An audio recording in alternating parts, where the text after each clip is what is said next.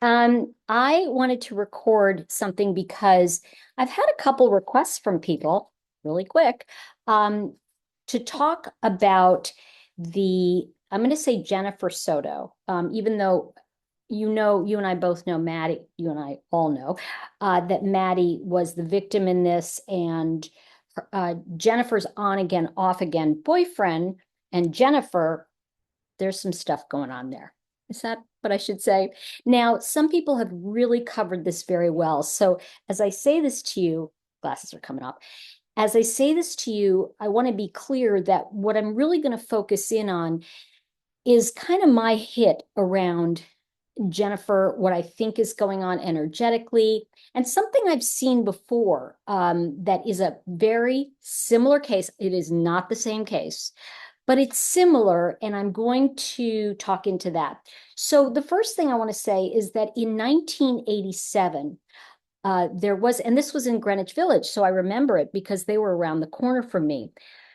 Lisa Steinberg was 6 years old, and she was beaten to death by her adopted father, Joel Steinberg, and her adopted mother had a noose bomb, forgive me if I'm saying it wrong, was implicated in it, but then the charges were later dropped.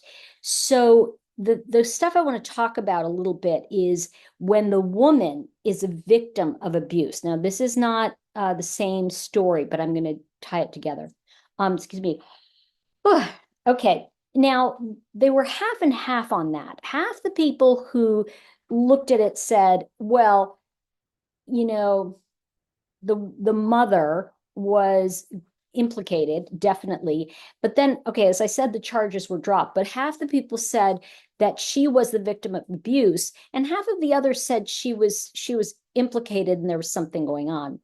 And a couple things that I want to mention about this, which I think is very important to share with you all, is that when we look at that, and there was years ago a kind of a similar Law and Order episode, and it was about a woman whose boyfriend, and I think they won an award for that particular episode, whose boyfriend, live-in boyfriend, beat her so badly and also beat the little girl. Well, the story of these two people is just outrageously disgusting. So the Joel and Hetty, forgive me if I said her name wrong, whatever, Newsbomb, they were not married. They were living together and they called them companions. They adopted two children. They adopted Lisa, who was 6, and a little boy, and I don't want to talk about him because I don't know if he's still alive or not, but he may have been adopted out, and I want to kind of respect that privacy. But the thing that really happened there is Joel would come home and beat the tar out of his wife, and then he would slap around little Lisa. Now, the way that was depicted in that episode was that Hetty like stood there and did nothing. Like she didn't know what to do. And she was so badly abused that she supposedly had some brain damage or some kind of brain injury. So I want to be super clear that she was like an infant. She had become so addicted to Joel. She needed him. And this wasn't a dumb woman, okay? But this was a woman who became so addicted to him that she was like, she would do anything to keep him. And that was around the time also in the 80s that a book called Women Who Love Too Much came out. And that really was about women addicted to men. And the thing that I'm going to now come over to the Soto case, and I'm taking it from a little bit of a different perspective here, where listening to Jennifer, Maddie's mother, you just kind of want to go, I mean, my jaw was dropping the whole time, I got to tell you. And I've looked at pretty much everybody's stuff. Sorry, my shoulder. I've looked at pretty much everybody's material, and there's some really good coverage on this. And I think the biggest question that people have is, what was she thinking? This woman. So first of all, when I watched the tapes, and there were some really good people. I know Duty Ron covered it very well too. When we watch the tapes, it's like the first thing she says is, well, what about, and she mentions the boyfriend, and I'm like, what? Like I'm going, what? They had just told her her daughter was missing, and we didn't know what was going on, kind of thing. And you and I both know when we saw it, and it was Stefan who did it, we kind of went, the kid's dead. There's another thing I think most of you already picked up on, is that there was that picture of Maddie at her 13th birthday, and that little girl looked pregnant. Okay. And I have to tell you that that is one of the heightened things around a abuser killing the abused.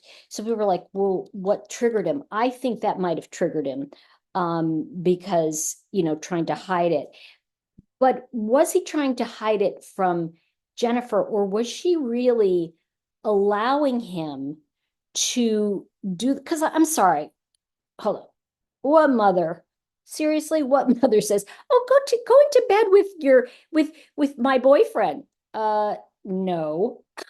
So when when that was happening, it's kind of like I was thinking to myself, okay, I think the little girl, my vibe was she was pregnant. And the other thing I was vibing on was that, it's funny that the Crocs kept coming into my mind. What's up with those white Crocs? What am I thinking about them?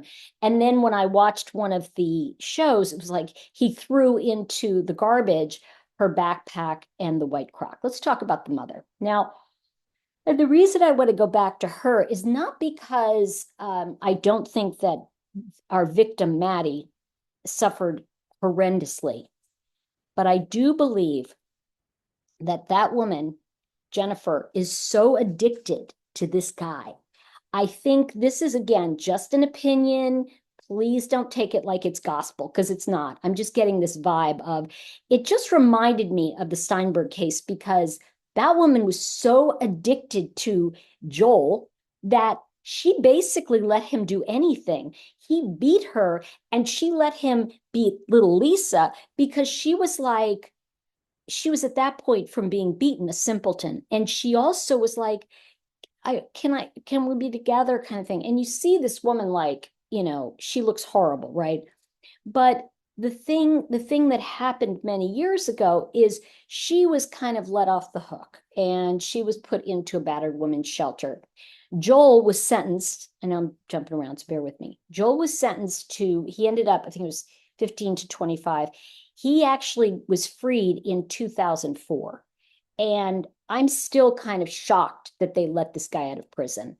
Because the truth is guys like that, they don't change. And so I think Jennifer was so addicted to this guy that she would rather have him abusing her daughter and pretend to not see it so she could keep this guy in her life. See, I also feel that Jennifer knew about other children. Now, if you bear with me, it was just my take on it that if she knew about other children, I do feel that she had a jealousy and would have brought him back into her fold so she could make sure he was getting that thing met by giving her daughter to him. She kind of played the part of seeming so like, I don't know, when Maddie was 9. Like, oh, it's been that long. And I'm like, dude, like, you're really out of like your mind. Okay. Now, what I think in this is that he was abusing Maddie. And if you think about it, it's like when your parents said to you, I'd rather, this is like old school, but I'd rather you do whatever you're going to do here in the house than go out and do it. And I kind of feel like this woman was very jealous of her daughter. I'm talking about Jennifer. I don't think she even liked the kid, because I see these pictures where she's, flashing the smile, and Maddie's flashing the smile. And you're looking at it and going, there's no bonding there. There's no like mother child thing, because even when she talked about that morning, okay, of when Maddie went missing, they said, well, didn't you go out, and she said, no, I had to go to work. So he went out and looked for her. I'm thinking to myself, you have to go to work, your kid's missing. And even later in the interrogation, when she said, well, can I decide later to press charges? I mean, right now I'm kind of leaning toward no. And I'm going, what? So there's so many things she did to actually protect the boyfriend. And, there is such a thing there, as I really think she was addicted to him. My vibe was that she would do anything to keep him, because I feel that she had some kind of strange, I want to say, like, not just a jealousy, but a competition with Maddie. And there's a video of Maddie at her 13th birthday party, and she has her hands on her hips, the one that I said made her look pregnant. She has her hands on her hips like this, and she looked very pregnant. And in the video, she kind of takes her hands and just puts them behind her, like all of a sudden she caves in. And I'm really thinking that that pose, that first pose, was extremely adult. And I thought, she is becoming, I mean, she's basically groomed by the guy. She's becoming that child that can be used by the mother. I really believe that this mother is more sick than we can see. And I feel like this guy, this isn't his first rodeo. Okay. So I think every time, if and I haven't gone back in the timeline, but every time he left her, I bet you it was like Maddie that brought him back in the fold, because I think that Jennifer couldn't do without him. And so as long as Maddie was there, she, it's kind of like people pretending it's not happening. And I really believe that's kind of, she knew, but she didn't know. So she was kind of pretending, oh, la la la la la. So my take on it is that not only did she know, I think she was using Maddie as bait to keep the man in her life.